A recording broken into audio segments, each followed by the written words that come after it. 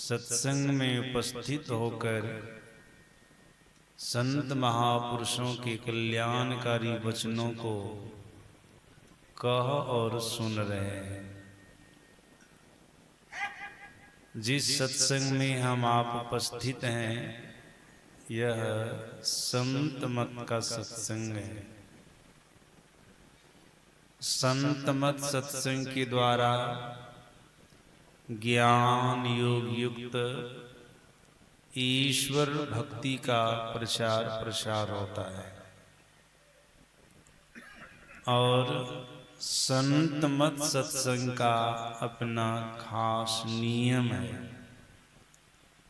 कहीं भी और किसी भी अवसर पर होता है तो स्तुति प्रार्थना या स्तुति विनती के बाद सद्ग्रंथ से पाठ होता है। प्रवचन करने वाले प्रवक्ता लोग बाबा लोग उस पाठ की व्याख्या करते हैं। अभी यहाँ कुछ देर पहले संतमत सत्संग के नियमानुकूल स्तुति प्रार्थना के बाद सद्ग्रंथ से पाठ हुआ। पाठ में आया था, जिस संसार में हम आप हैं यह संसार समुद्र के समान है। मंडल ब्राह्मणोपनिषद में आप लोग सुने होंगे, स्मरण में होगा। ऋषि कहते हैं संसार वार्धी। संसार वार्धी का मतलब होता है संसार समुद्र के समान है। और हम लोग बराबर सत्संग में मर्यादा पुरुषोत्तम भगवान श्री राम के वचन में सुनते ही रहते हैं। मर्यादा पुरुषोत्तम भगवान श्री राम अपनी प्रजा को कहा था भववारिधि। शब्द बदला हुआ है, बात एक ही है। ऋषि कहते हैं संसार वारिधि, भगवान श्री राम कहते हैं भववारिधि। भववारिधि का भी मतलब होता है संसार समुद्र के समान है। जब भागवत महापुराण को पढ़ेंगे तो वहां पर आपको मिलेगा, भगवान श्री कृष्ण कहते हैं उद्धव जी से भवाब्धि। शब्द बदला हुआ है, अर्थ एक ही है, भवाब्धि। भवाब्धि का मतलब होता है संसार समुद्र के समान है।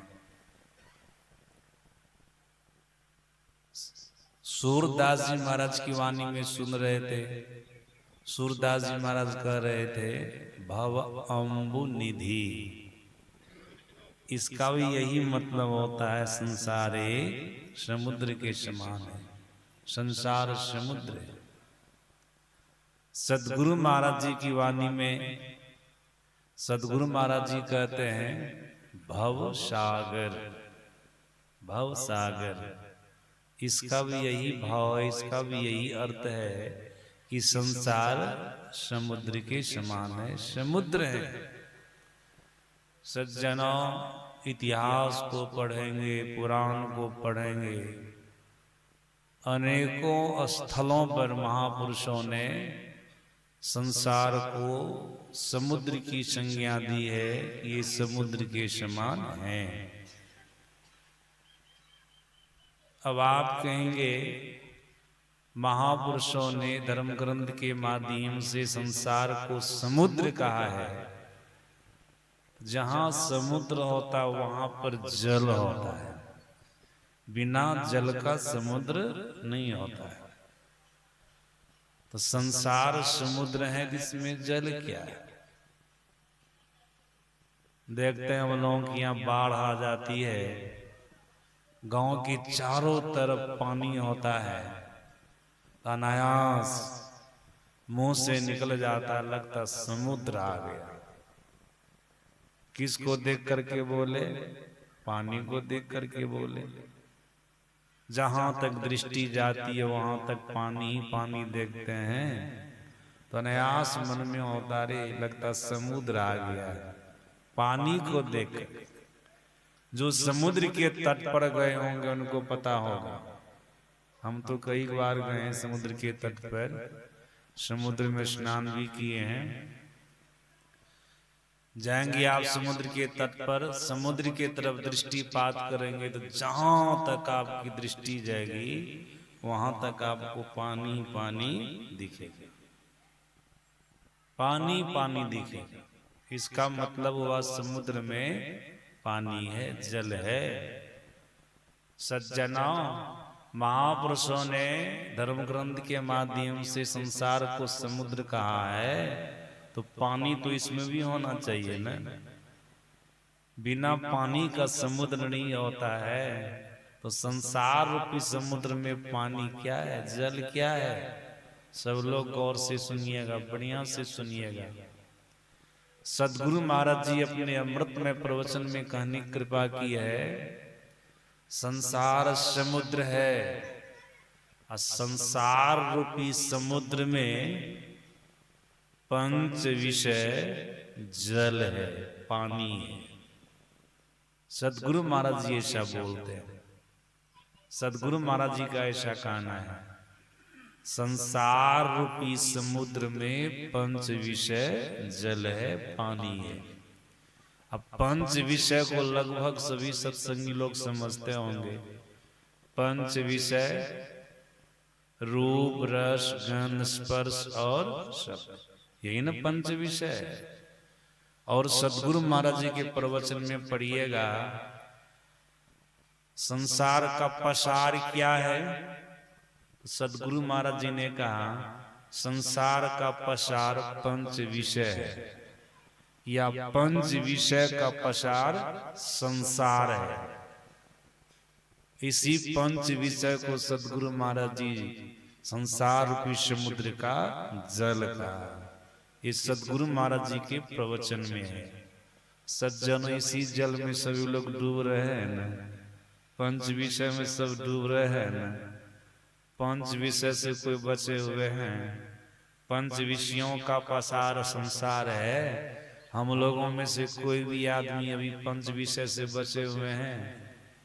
रूप, रस, गंध, स्पर्श शब्द इसमें पड़े हुए हैं, इससे बाहर कोई है? ये जल है, इसी जल में हम आप पड़े हुए हैं सज्जनों। और सुन रहे थे सूरदास जी महाराज की वाणी में कि सूरदास जी महाराज क्या कह रहे हैं कि संसार रूपी समुद्र में जल क्या है। क्या इंपॉर्टेंट बात बोले। सूरदास जी महाराज कह रहे थे, नीर अति गंभीर माया। साफ साफ बात है ना, कहीं लाग लपेट वाली बात है इसमें। सूरदास जी महाराज कहते, नीर अति गंभीर माया। नीर का मतलब क्या होता है? पानी होता है, जल होता है। तो सूरदास जी महाराज कहते हैं, संसार रूपी समुद्र में माया नीर के समान है, मतलब जल के समान है, पानी के समान है। माया, माया जल के समान है, पानी के समान है, नीर है। नीर अति गंभीर माया। सज्जनों, आप सभी लोग जानते हैं कि माया क्या है। भगवान श्री राम से वनवास काल में लक्ष्मण जी ने बहुत सारे प्रश्न किए थे। उन बहुत सारे प्रश्नों में एक प्रश्न यह था, माया क्या है।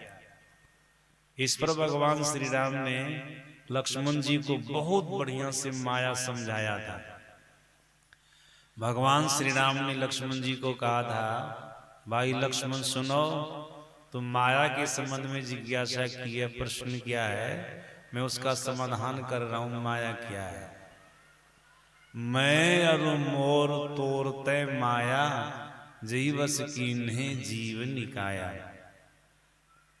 भगवान श्री राम कहते, भाई लक्ष्मण, जहां पर मेरा तेरा का ज्ञान होता है, ये सब क्या है? माया है।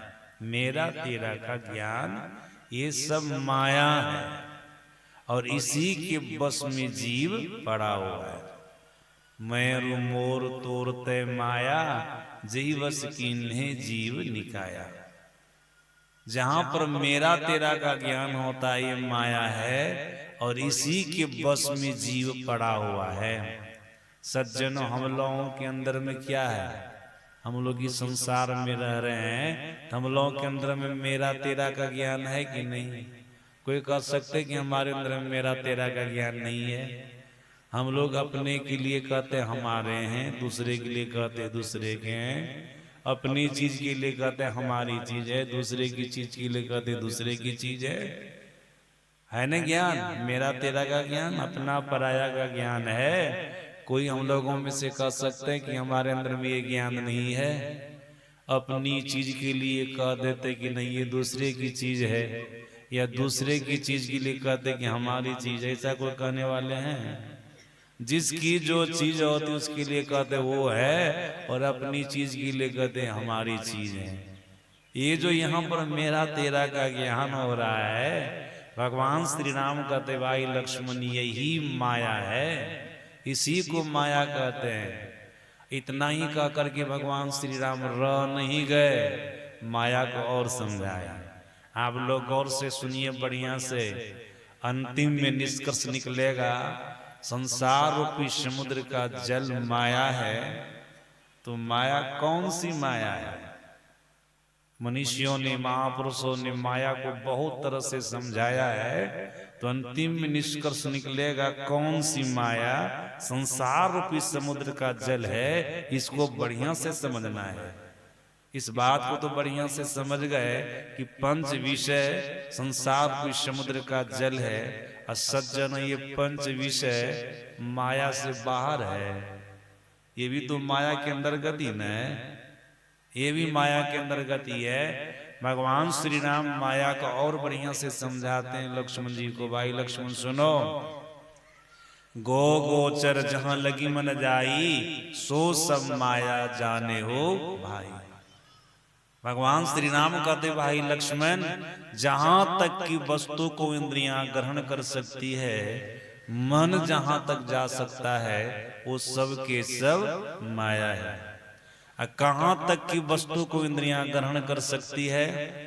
हम लोगों के सदगुरु महाराज महर्षि में ही परमहंस जी महाराज कहने की कृपा की है, दृष्टि के पीछे पीछे मन चलता है।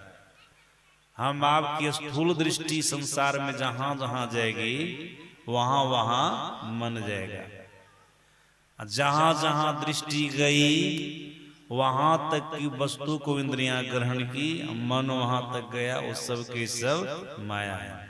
अब आप कहेंगे स्थूल संसार में हम जहां नहीं गए, हमारी स्थूल दृष्टि जहां नहीं गई, वहां मन नहीं गया, वहां की वस्तु को इंद्रियां ग्रहण नहीं की, तो क्या वो सब माया नहीं है? मनुष्यों ने, महापुरुषों ने कहा वो सब भी माया है। जब तू सूक्ष्म दृष्टि को प्राप्त कर लोगे, दिव्य दृष्टि को प्राप्त कर लोगे, उस अवस्था में तुमको परमात्मा नहीं दिखेंगे, लेकिन परमात्मा ने जितनी चीजों को बनाया सारी चीजें तुमको दिखेंगी। परमात्मा नहीं दिखेंगे, परमात्मा ने जितनी चीजों को बनाया वो सारी चीजें दिखेगी। और याद रखिएगा, परमात्मा ये तो माया से परे के तत्व है, ये निर्मायिक तत्व है। अब परमात्मा ने जितनी चीजों को बनाया है वो मायिक तत्व है, वो माया है, वो सब माया है। जब आप दिव्य दृष्टि को प्राप्त कर लेंगे, सूक्ष्म दृष्टि को प्राप्त कर लेंगे, तो परमात्मा तो आपको नहीं दिखेंगे, लेकिन परमात्मा ने जितनी चीजों को बनाया है सारी चीजें आपको दिखेंगी। सज्जनों, ये सूक्ष्म दृष्टि का चमत्कार है। सूक्ष्म दृष्टि से आप सब कुछ देख रहे हैं, सूक्ष्म दृष्टि की प्राप्ति आपको हो गई है। ऐसे नहीं होगी, जब आप संत मत के तीसरे साधन में सफल होंगे तब होगा। ऐसे थोड़े सूक्ष्म दृष्टि की प्राप्ति हो जाएगी। जब मानस ध्यान के बाद जो दृष्टियोग का साधन होता है, जो साधक इस साधन में सफल हो जाते हैं उन्हीं को सूक्ष्म दृष्टि की प्राप्ति होती, दिव्य दृष्टि की प्राप्ति होती है। सज्जना, जब दिव्य दृष्टि की प्राप्ति हो जाएगी तो परमात्मा के अलावा परमात्मा की बनाए हुए सभी चीजों को आप देखेंगे। आपकी सूक्ष्म दृष्टि सब जगह चली जाएगी और जहां जहां सूक्ष्म दृष्टि जाएगी वहां वहां आपका मन जाएगा और वहां तक की वस्तु को आप ग्रहण करेंगे, आपकी इंद्रियां ग्रहण करेगी। यहाँ पर भगवान श्री राम क्या कर रहे हैं लक्ष्मण जी को, जहां तक की वस्तु को इंद्रियां ग्रहण कर सकती है, मन जहां तक जा सकता है वो सब के सब क्या है, माया है। सज्जनों, मन परमात्मा तक जाएगा? मन का सामर्थ्य है? नहीं। मन के अंदर में वो सामर्थ्य नहीं, वो शक्ति नहीं कि ये ब्रह्म तक चला जाए, परमात्मा तक चला जाए। याद रखिएगा, 14 इंद्रियों में मन भी एक इंद्रिय है। और आप लोग सत्संग में बराबर सुनते रहते हैं कि परमात्मा इंद्रियों के पकड़ में आने वाला नहीं है।